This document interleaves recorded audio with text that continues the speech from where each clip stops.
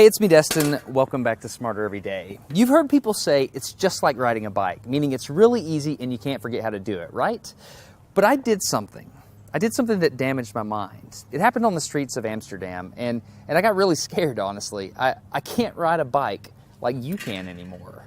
Before I show you the video of what happened, I need to tell you the backstory. Like many 6-year-olds with a MacGyver mullet, I learned how to ride a bike when I was really young. I had learned a life skill and I was really proud of it. Everything changed though when my friend Barney called me 25 years later. Where I work, the welders are geniuses and they like to play jokes on the engineers. He had a challenge for me. He had built a special bicycle and he wanted me to try to ride it. He had only changed one thing. When you turn the handlebar to the left, the wheel goes to the right.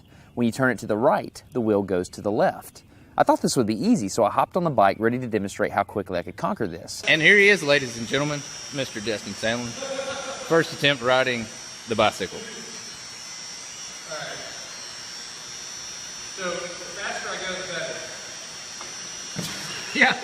Yeah. I couldn't do it. You can see that I'm laughing, but I'm actually really frustrated. In this moment, I had a really deep revelation. My thinking was in a rut.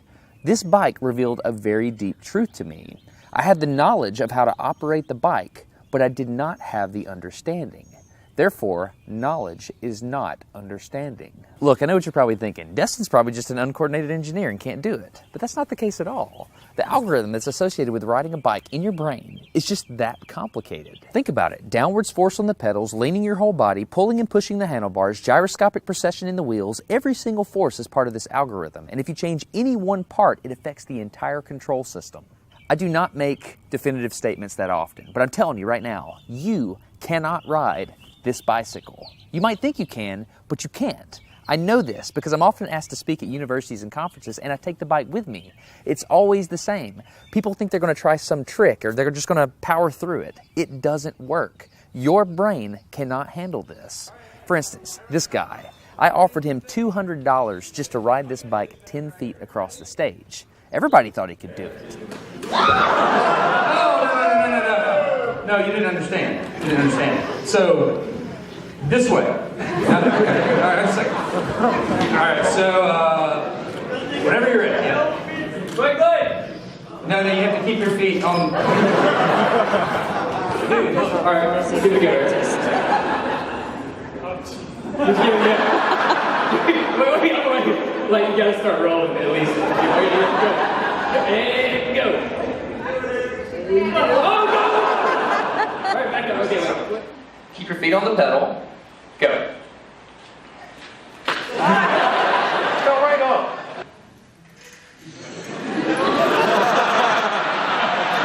Just keep your feet on the pedals. Handles on. Yeah, come on.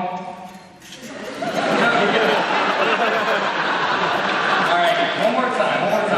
Okay. Once you have a rigid way of thinking in your head, sometimes you cannot change that, even if you want to.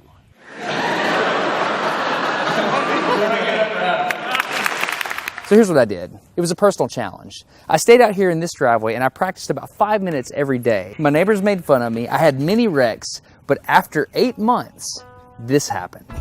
One day I couldn't ride the bike and the next day I could.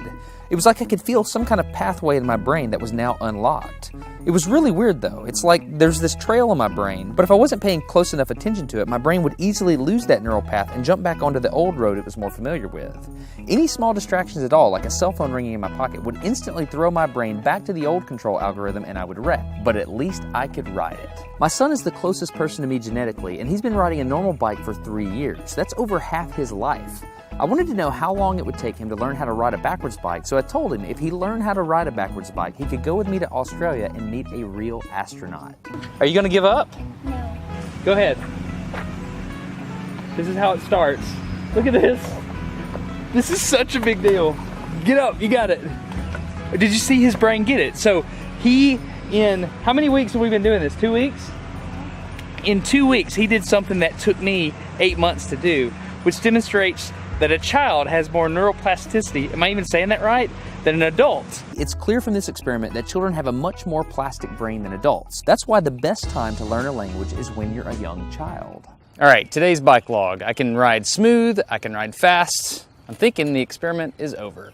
Okay, now I'm in Amsterdam, a city that has more bicycles than people. The question is, can I ride a normal bike now? I mean, I've spent all this time unlearning how to ride a bike. If I go back and try to ride a normal one, will my brain mess up? So I've tweeted a Smarter Everyday meetup, if you will, and I'm gonna see if somebody brings a bicycle and I'm gonna try to ride a normal bike. It's backwards, it's backwards. This was one of the most frustrating moments of my life. I had ridden a normal bike since I was 6, but in this moment, I couldn't do it anymore. I had set out to prove that I could free my brain from a cognitive bias. But at this point, I'm pretty sure that all I proved is that I could only redesignate that bias. So what you're not seeing is just a group of people here looking at me, looking at the strange American that can't ride a bike because they think I'm dumb. But I'm actually 2 levels deep into this because I've learned and unlearned. All right. After 20 minutes of making a fool out of myself, suddenly my brain clicked back into the old algorithm. I can't explain it, but it happened in a very specific moment.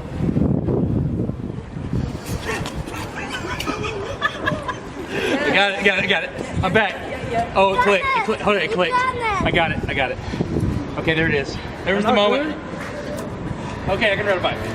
I tried to explain this to the people around me, and they just didn't get it. They thought I was faking the previous 20 minutes, and I couldn't get anybody to believe me. That looked like I faked that, didn't it? Yeah. Just a fake. You think I'm faking. You don't believe me. That looks so weird to like, la la la, and it's cool. You think I'm lying, don't you? Yeah, I do. I'm not lying. I felt like the only person on the planet who had ever unlearned how to ride a bike, and I couldn't articulate it to anyone because everybody just knew that you can't forget how to ride a bike. So I learned 3 things from this experiment. I learned that welders are often smarter than engineers. I learned that knowledge does not equal understanding. And I learned that truth is truth, no matter what I think about it. So be very careful how you interpret things because you're looking at the world with a bias, whether you think you are or not. I'm Destin. You're getting smarter every day. Have a good one. Okay, if you want to support Smarter Every Day, you can download a free audiobook at audible.com/smarter. I recommend Commander Hadfield's book, which is An Astronaut's Guide to Life on Earth. I read it. It was awesome. If you think about it, I had to learn how to ride a different kind of bicycle, and my son did as well. But Commander Hadfield had to learn how to ride a different spaceship. Not only that, but a different type of space station. He was on Mir and the International Space Station. Anyway, if you're interested in supporting Smarter Every Day, audible.com/smarter, An Astronaut's Guide to Life on Earth. I'm Destin, getting smarter every day. Have a good one.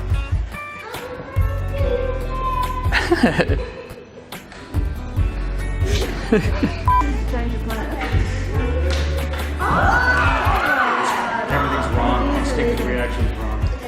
Why don't you ride it? You just build it?